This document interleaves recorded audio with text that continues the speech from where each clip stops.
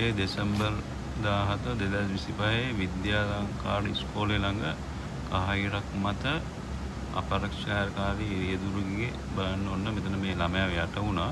හැබැයි ළමයාට හානි මොකක් හරි පොඩි හානියක් වුණා. ඊට පස්සේ එතන ඉන්න කට්ටිය හොඳට සම්බුව දුන්නා. ඔන්න බලන්න මේ එන වාහනේ. මු වැනි එන්නේ.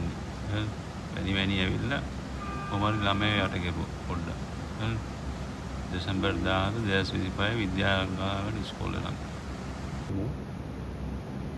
මේ වැනි ඉන්නේ කහහිරක් මත නතර කරන්නේ ඔය එනවා කොහොම හරි ළමයාව වැනි ඇවිල්ලා බ්‍රේක් නැතුව ඇති